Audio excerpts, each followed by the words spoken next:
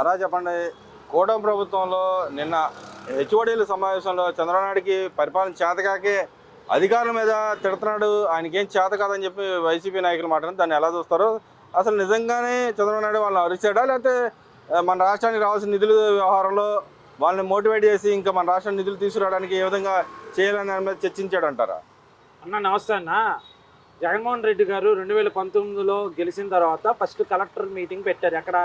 ప్రజా దర్బార్లో పెట్టి this is the final meeting, ఇది రేపటితో డిమాన్స్ట్రేషన్ చేసేస్తున్నాను అన్నాడు. ఓకే, దాని తర్వాత అది ఎవరి డబ్బు? గవర్నమెంట్ సొమ్ము, గవర్నమెంట్కి ట్యాక్సుల రూపంలో వచ్చింది. అది మొత్తం విప్పతీసి దాన్ని పెట్టుకోవచ్చు.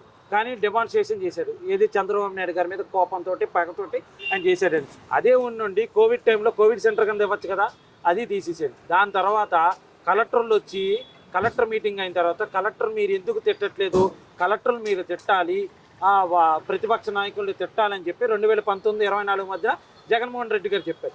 ఇప్పుడు బాబు గారు నిన్న ఏం చెప్పారు? కలెక్టర్లకి మీ ఐడియా ఏంటి, అసలు ఏంటి, మీరు ఏం చేస్తున్నారు, మీ సమస్యలు ఏంటి, ఒక్కొక్క జిల్లా కలెక్టర్ మీరు చేసిన ఏమేంటి, దాంతోపాటు మీరు కేంద్రం నుంచి వచ్చే నిధులు ఇంకొంచెం గట్టిగా, అంటే ఇప్పుడు కలెక్టర్ రిపోర్ట్ ఇస్తేనే కేంద్రం నిధులు ఇస్తుందన్న. ప్రతి కేంద్ర పథకానికి, ఏ పథకానికైనా సరే, మున్సిపాలిటీకి కానీ దేనికైనా సరే కేంద్రం నిధులు ఇస్తుంది. అది 20% అవ్వండి, 10% అవ్వండి, 30% అవ్వండి, 40% అవ్వండి. ఇప్పుడు పీపీపీ మోడల్ ఉంది, దానికి 25% నుంచి 40%కి ఇంక్రీజ్ చేసింది.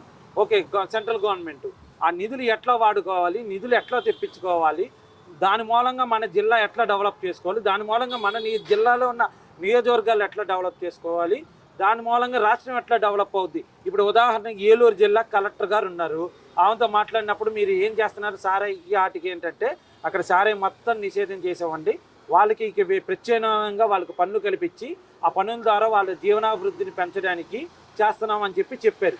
అక్కడ ఏదైనా సమస్య ఉందంటే అట్లాగా ఏం చేయాలి ఏంటి కలెక్టర్లకి దిశానిర్దేశం చేశాడు, అంతే తప్ప ఇంకొంచెం ఎక్కువ డబ్బులు తీసుకురావాలి అని చెప్పారు. అంతే తప్ప కలెక్టర్ని ఎందుకు తిడతారు సార్? ముఖ్యమంత్రి అయ్యి ఉంటే కలెక్టర్ని ఆయన తిడతారా? ఈయనైతే చెప్తాడు కలెక్టర్లకి ఆని తిట్టు, ఈయన తిట్టు అని చెప్పరు. ఈయన ఆధ్వర్యంలో కలెక్టర్ కింద చేసిన వాళ్ళు చాలామంది ఉన్నారు. ఇప్పుడు అంతెందుకు మెట్టెక్ జోన్లో ఎండీగా చేశాడు ఆయన, ఒక ఐఏఎస్ ఆఫీసర్ గారు. ఆయన మీద కేసు వేస్తే సెంట్రల్ గవర్నమెంట్ లాగిపెట్టి 4 పీకి ఆయన తీసుకెళ్లి సెంట్రల్ గవర్నమెంట్లో మంచి పొజిషన్లో ఇచ్చారు. ఎందుకని అక్కస్ అంటారు ప్రతిసారి ఇట్లా? ఏముందన్న అక్కస్ అంటే ఏమీ లేదన్న, బేసిక్గా జగన్మోహన్ రెడ్డి గారికి పని లేదు.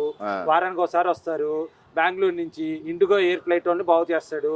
Bengaluru to Vijayawada, Vijayawada to Bengaluru. దాంట్లో ఏంటంటే ఇప్పుడు ఇక్కడికి కలెక్టర్లు అందరూ బాగా పనిచేస్తున్నారు. కలెక్టర్లు పనిచేయడం మూలంగా సెంట్రల్ గవర్నమెంట్ నుంచి ఫండ్స్ వస్తాయి, ఫండ్స్ రావడం మూలంగా రాష్ట్రంలో డెవలప్మెంట్ అవుద్ది. సో ఇప్పుడు దీనికి పని చేయకుండా దీన్ని మనం ఏం చేయాలి, దీన్ని ఆపాలంటే బాబు గారిని తిడితే ఎవరు నమ్మట్లేదు. బాబు గారు కలెక్టర్ని తిట్టారంటే ఎవరైనా నమ్ముతారేమో అని ఉద్దేశంతో ఒక చీకట్లో రాయి వేసాడు. ఆ రాయి ఉపయోగపడదు. మరి ఇక్కడ 13,000 కోట్లు ఇంకా జనం మీద భారం అయిపోతున్నాడు ఈ గవర్నమెంట్లో అని చెప్తున్నాడు. నిజంగానే భారం వేస్తారా, లేకపోతే మన రాష్ట్రానికి రావాల్సిన నిధులు సాధించుకోవడానికి ఆ విధంగా మాట్లాడారు? అన్న భారం అంటే ఏం భారం అన్న? సింపుల్, జనాల మీద భారం వేయడం అంటే ఏంటో చెప్పనా? ట్రూ అప్ ఛార్జీలు అని చెప్పి 2019-24 మధ్యన రాష్ట్ర ప్రభుత్వం భరించాల్సినవి కూడా జనాల మీదకి వేసి ఒక్కొక్క యూనిట్కి 40 పైసలు చెప్పిన ఎక్స్ట్రా బ్యాడ్, దాంతో 25% ఆఫ్ ది కరెంట్ రేట్లు కూడా పెరగడం, కరెంటు బిల్లులు కూడా పెరగడం, అది జనాల మీదకి భారం వేయడం అంటే.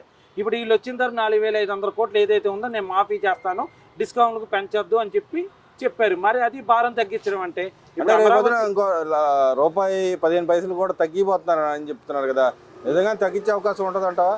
ఏంటన్నా? రూపాయి 15 పైసలు తగ్గిస్తాను చంద్రబాబు నాయుడు గారు నిన్న మీటింగ్ లో మాట్లాడి, నిజంగా తగ్గించే అవకాశం ఉందంటారా? కరెంటు బిల్లులే కదన్నా. అవును, మనం అక్కడ వేరే చోట మార్కెట్ ప్రకారం కొన్ని చోట్ల లిమిట్ ఉంటుంది. ఎక్సెస్ కరెంట్ తయారైనప్పుడు అది మనం కొనుక్కోవచ్చు. ఆ కొనుక్కునేటప్పుడు మనం వాళ్ళతో అగ్రిమెంట్ చేసుకోవాలి. అగ్రిమెంట్ చేసుకునేటప్పుడు మేము ఇంతకు ఇస్తాము ఏంటి, దాని తర్వాత అక్కడి నుంచి ఇక్కడికి వచ్చేటప్పుడు కొన్ని ఛార్జెస్, కొంత పవర్ పోద్ది. సో ఇవన్నీ కూడా చూసుకుని ఆయన తగ్గించడానికే చూస్తాడు. దాంతోపాటు సోలార్ ప్లాంట్లు పెడుతున్నారు. కర్నూలు జిల్లా కానీ, అనంతపురం జిల్లా కానీ, చిత్తూరు, కడప జిల్లాలో ఇవన్నీ మన అవుతాయి కదా. సో ఇవన్నీ సోలార్. దాని తర్వాత ఇల్లు ఆ రూఫుల మీద కూడా సోలార్ పెట్టుకోమన్నారు. అది అంటే ఏంటి? సోలార్ పెట్టుకోవడం మూలంగా కరెంటు ఛార్జీలు తగ్గుతాయి, గవర్నమెంట్కి కరెంటు కొనడం తగ్గుద్ది, ప్లస్ ఏదైతే కరెంట్ ఉందో ఆ ఇండస్ట్రీస్కి వాడుకోవచ్చు. దాని ద్వారా ఏమవుద్ది? రాష్ట్రం డెవలప్ అవుద్ది, జీడిపి గ్రోత్ వస్తుంది. సో ఆయన ప్రజలపై భారం వేసేవాడు కాదు, ఎప్పుడు కూడా ప్రజలపై భారమైన తగ్గించాలనే చూస్తారు బాబు గారు. అదేవిధంగా చూస్తుంటే మన రాష్ట్రానికి సంబంధించిన సీఎం ఏది చెప్తే అదే రాజధాని, అక్కడ ఏది ఎక్కడ ఉంటే పరిపాలన చేస్తే అదే రాజధాని మాట్లాడే వాళ్ళకి మీరేం చెప్తారు? నేను జగన్మోహన్ రెడ్డి గతంలో చెప్పాడు 3 రాజధానులు అన్నాడు, ఒకే రాజధాని అన్నారు. వాళ్ళ నాయకులు ఓడిపోయిన తర్వాత ఇదే అమరావతి రాజధాని అన్నారు. ఇప్పుడు ఎందుకని అలాంటి అక్కస్తో ప్రయోగిస్తున్నాడు ప్రతిసారి? అన్న, రాజధాని ఎక్కడుంటే ముఖ్యమంత్రి అక్కడ ఉండాలన్న. రాజధాని ఎక్కడుంటే ముఖ్యమంత్రి గారు అక్కడ ఉండాలి. సో ఇప్పుడు హైదరాబాద్ రాజధాని ఉన్నప్పుడు ముఖ్యమంత్రులు అక్కడే ఉన్నారుగా. రాజశేఖర రెడ్డి అక్కడే ఉన్నాడు, ముఖ్యమంత్రి కొడుకు జగన్మోహన్ రెడ్డి అక్కడే ఉన్నారు, చంద్రబాబు నాయుడు గారు అక్కడే ఉన్నారు, కిరణ్ కుమార్ రెడ్డి గారు అక్కడే ఉన్నారు, రోసయ్య గారు అక్కడే ఉన్నారు, మిగతా పాత ముఖ్యమంత్రులు కూడా ఆడే ఉన్నారు. నందమూరి తారక రామారావు గారు కూడా హైదరాబాద్ నుంచే పరిపాలన చేశారు. రాజధాని ఎక్కడ ఉంటే ముఖ్యమంత్రి అక్కడ ఉంటాడు తప్ప ముఖ్యమంత్రి అక్కడ ఉంటే అక్కడ రాజధాని ఉండదు. అంటే దీన్ని రాజధాని వ్యవహారంలో ముఖ్యమంత్రి డెసిషన్ ఫైనల్, లేకపోతే ప్రజల యొక్క అభిమేరకే చేయాలంటారు? రాజధాని ప్రజల యొక్క అభిప్రాయం మేరకే చేయాలన్నా. ఇప్పుడు చిత్తూరులో ఒక ఉంటాడన్న, ఒక గవర్నమెంట్ అధికారో లేకపోతే ఆడికి ఒక పని ఉంది, సెక్రటేరియట్కి వెళ్ళాలి. నువ్వు ఏడో వైజాగ్లో పెడితే చిత్తూరు రోడ్ వైజాగ్ ఎప్పుడు వెళ్ళాలి? అదే ఇప్పుడు నువ్వు చిత్తూరు చివరి విలేజ్ అయినా, శ్రీకాకుళం చివరి విలేజ్ అయినా, వీళ్ళందరూ రాత్రి బస్సు ఎక్కితే ఉదయానికి విజయవాడ రాగలరు. అక్కడ ఫ్రెష్ అప్ అయ్యి అమరావతి వెళ్ళగలరు, సెక్రటేరియట్కి వెళ్ళగలరు, హైకోర్టుకి వెళ్ళగలరు, ముఖ్యమంత్రిని కలవగలరు, అధికారులను కలవగలరు, ఆ శాఖ మనిషిని కలవగలరు, ఆ శాఖ హెచ్ఓడిని కలవగలరు, ఎన్ని చేయగలరు. అంతే తప్ప ముఖ్యమంత్రి వైజాగ్లో ఉంటాను తిరుపతి నుంచి రమ్మంటే ఏదో ఒక ట్రైన్ ఉంది, కర్నూలు నుంచి వైజాగ్ వెళ్ళాలంటే ఎట్లా వెళ్తారు? కర్నూలు నుంచి వైజాగ్ రావాలంటే ఎట్లా వెళ్తారు? సో ప్రజల అభిప్రాయం మేరకు ప్రజలందరికీ సౌకర్యబద్ధంగా ఆంధ్రప్రదేశ్ మధ్యలో పెట్టింది అమరావతి రాజధాని. దాన్ని అందరూ అంగీకరించారు. అంటే రాజధానికి కావాల్సిన ఏ మౌలిక సదుపాయాలు కావాలంటారు? నది పక్కన ఉండటం తప్పని మాట్లాడుతున్నాడు కదా, దానికి ఏం చెప్తావు అన్న? నది పక్కన ఉండడం తప్పు అనుకుంటే మరి నది పక్కన ఉన్న రాజధాని పరిస్థితి ఏంటన్నా? మన భారతదేశంలో నది పక్కన ఉన్న రాష్ట్రాలు ఉన్నాయి కదా, సముద్ర పక్కన ఉన్న రాష్ట్రాలు ఉన్నాయి కదా, సముద్రం పక్కన ఉన్న సిటీస్ ఉన్నాయి కదా, అవన్నీ తప్పే కదా. ఇప్పుడు అక్కడికి వచ్చినప్పుడు రివరు గత 100 సంవత్సరాల్లో ఫ్లడ్ ఎంత వచ్చింది అన్నీ క్యాలిక్యులేట్ చేసుకుని రాజధాని ఒక చోట పెట్టేటప్పుడు ఇక్కడ రద్దు ఉంది, గత 100 సంవత్సరాల్లో ఎంత ఫ్లడ్ వచ్చింది అన్నీ, లేకపోతే 200 సంవత్సరాల్లో ఎంత ఫ్లడ్ వచ్చింది అన్నీ చూసుకునే చేసుకుంటారు. అంతే తప్ప అల్లా టప్పాగా రాజధాని అయితే పెట్టారు. అదేవిధంగా మరి చూసుకుంటే రాష్ట్రానికి సంబంధించిన పెట్టుబడుల అంశంలో ఈ మధ్యకాలంలో ఒక రిపోర్ట్ వచ్చింది, అంటే 25% ఫారెన్ ఇన్వెస్ట్మెంట్ వచ్చింది. దాన్ని ఎలా చూడొచ్చంటారు? యువతకి ఎంత మాత్రం అవకాశాలు కలిగే అవకాశం ఉంటుంది అంటారు? దాని మరి మంచిదన్న 2019-24 మధ్యన రాష్ట్రానికి వచ్చిన ఎన్నో పెట్టుబడులు తెలియబాదు, కర్ణాటక కానీ, తెలంగాణకు కానీ, తమిళనాడుకి కానీ, వేరే రాష్ట్రాలకు కానీ. ఇప్పుడు భారతదేశానికి వచ్చిన 100 రూపాయల్లో 10 రూపాయలు వచ్చిందని చెప్పి సెంట్రల్ గవర్నమెంట్ చెప్పింది, ఇది రాష్ట్ర ప్రభుత్వం చెప్పింది కాదు. దానికి సిఐఏ సమ్మిట్లు, దాని ఎంఓయూలు ఇలాగలాగా 13 లక్షల కోట్లు వచ్చినాయని చెప్పి ఏంటి మామిడి తాండ్రదు, ఇలా మసాలాలు, జింజర్ గార్లిక్ పేస్ట్లు, పూతరేకులు అవి కాదు వీళ్ళు చేసుకుంటుంది. గూగుల్తో చేసుకుంటున్నారు, టీసీఎస్తో చేసుకుంటున్నారు, కాంజికిట్తో చేసుకుంటున్నారు, విప్రోతో చేసుకుంటున్నారు, ఇట్లాంటి సాఫ్ట్వేర్ అయ్యి మ్యానుఫ్యాక్చరింగ్ యూనిట్స్తో చేసుకుంటున్నారు, ఎంఎస్ఎంఈలతో పెట్టుకుంటున్నారు. ఎంఎస్ఎంఈ అంటే లోకల్ అనుకోండి, అట్లాగే ఇంటర్నేషనల్ కంపెనీస్ తోటి ఇక్కడ ఫుడ్ ప్రాసెసింగ్ యూనిట్లు పెడుతున్నారు. కానీ ఇక్కడ వంటలు వండే వాళ్ళని తీసుకొచ్చి ఎంఓయూలు చేస్తున్నారంట. అవునన్నా, చేసుకున్నారన్న. నేను కూడా చెప్తున్నా, వంటలు వండే వాళ్ళ చేత ఎంఓయూలు చేసుకున్నారు. ఎప్పుడు చేసుకున్నారు? 2023-24 వైఎస్ జగన్మోహన్ రెడ్డి ముఖ్యమంత్రిగా ఉన్నప్పుడు వైజాగ్ సిఐ సమ్మిట్లో 13 లక్షల కోట్లు ఏదైతే పెట్టుబడులు వచ్చినాయో అప్పుడు జేపాకలతో చేసుకున్నారు, వంటలొండలతో చేసుకున్నారు. దానికి ఉదాహరణ మనం కూడా అవసరం లేదన్నా. భోజనాల కోసం ఇప్పుడు సపోజు బీకేఎం ప్రాపర్టీస్ అని మొన్న వచ్చాడు, ఆయన అసలు సిఐ సమిట్ అంటే ఏంటని చూడ్డానికి వచ్చాడు ఆయన. కానీ ఆయన భోజనాలకి ఎగబడిపోయి స్టాల్స్ మీద పడి తినలేదే. కానీ 2023-24 మధ్యన అప్పుడు సిఐ సమిట్ జరిగినప్పుడు భోజనాల కోసం స్టాల్స్ మీద పడిపోయి ఎగబడి తినేసి స్టాల్స్ నాశనం చేశారు. మరి ఇప్పుడు ఒక ఎండి వచ్చాడు, ఒక సిఇఓ వచ్చాడంటే అతను పోను, అతని అకామిడేషన్, మళ్ళీ రిటర్న్ ఫ్లైట్లు, ఆయన ఫుడ్ అన్నీ ఒక షెడ్యూల్ ఉండిద్ది. ఆయనకు ఒక వెహికల్ ఎన్ని షెడ్యూల్ పెడతారు. సరే ఇప్పుడు ఫుడ్ దొరకలేదా, ఎయిర్పోర్ట్ లాంచ్కి వెళ్ళి తిందాం అంటాడు. లేదా ఎయిర్పోర్ట్ లాంచ్ కూడా లేట్ అయిందంటే మనకి ఫ్లైట్లో అయినా క్యారీ అవుద్దంటే అక్కడ తింటారు. అంతే తప్ప స్టాల్స్ మీద పడిపోయి తింటారు కదా. మరి వాళ్ళు చేసి వీళ్ళ మీదగా అంటారు. అక్కడ కేసీఆర్ అంటే ఇక్కడ జగన్మోహన్ రెడ్డి అంటే ఇద్దరికి ఒకటే స్క్రిప్ట్ రైటర్ అనుకో, ముందు ఇద్దరిలో ఒకరు స్క్రిప్ట్ రైటర్ మార్చమని. అదేవిధంగా మన ఏదైతే స్కిల్ స్కామ్ గతంలో వాళ్ళు వైసీపీ నాయకులు పెట్టారు, ఆ కేసు కొట్టేసింది. ఇప్పటికీ వాళ్ళ నాయకులు మాట్లాడుతూ ఉన్నారు, బలవంతం పెట్టి కేసులు మూపించేసుకున్నాడని చెప్పి అంటున్నారు. నిజంగా కోర్టులు బలవంతం పెట్టి మూసేపిస్తే మూతపడతాయి అంటారు కేసులు అండి? ఇప్పుడు స్కిల్ కేసు అనేది లేదు అని చెప్పి వీళ్ళు నిజంగా ఉండుంటే 2019-24లోనే ఆధారాలన్నీ సబ్మిట్ చేసి కోర్టుకి మరి అరెస్ట్ చేయించచ్చు కదా.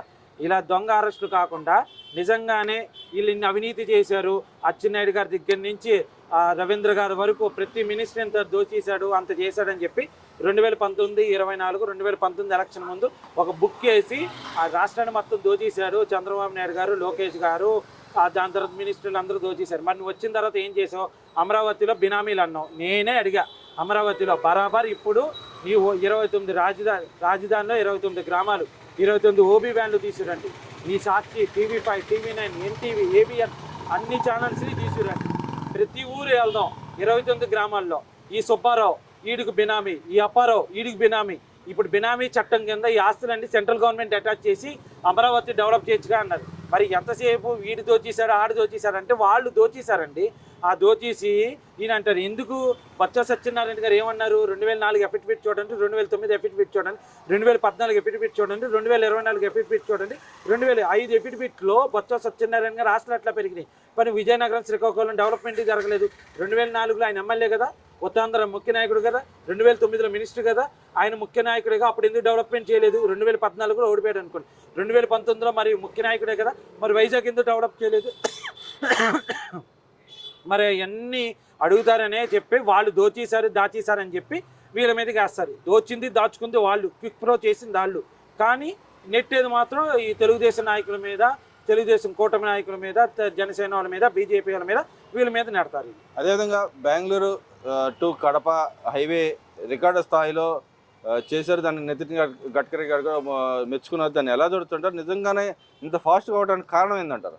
ఏమండి, ఏదైనా ఒక సెంట్రల్ గవర్నమెంట్ ప్రాజెక్ట్ వస్తుందంటే దానికి హైవేస్, నేషనల్ హైవేస్ వచ్చేటప్పుడు భూసేకరణ, భూ బాధితులు, దాని తర్వాత ఎటువంటి అడ్డంకులు లేకుండా స్టేట్ గవర్నమెంట్ చేసుకుంటే నేషనల్ హైవేస్ గబా గబా గబా పనులు చేసుకుంటూ వెళ్ళిపోతారు. ఈ కూటమి రాగానే వాళ్ళు ఏం చేశారు?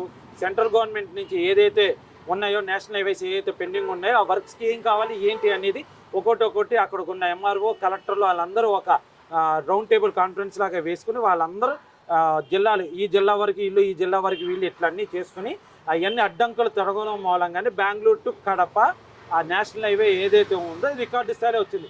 దానికి క్రెడిట్ ఇవ్వాలంటే అధికారులకి, ముఖ్యమంత్రి గారికి, సెంట్రల్ మినిస్టర్కి, స్టేట్కి సెంట్రల్కి మధ్యలో ఉన్న రోడ్డు మినిస్టర్కి, ఆ నేషనల్ హైవే మినిస్టర్కి, వాళ్ళకి క్రెడిట్ ఇవ్వాలి. అంతే తప్ప జగన్మోహన్ రెడ్డికి అయితే దీంట్లో క్రెడిట్ ఏం రాదు.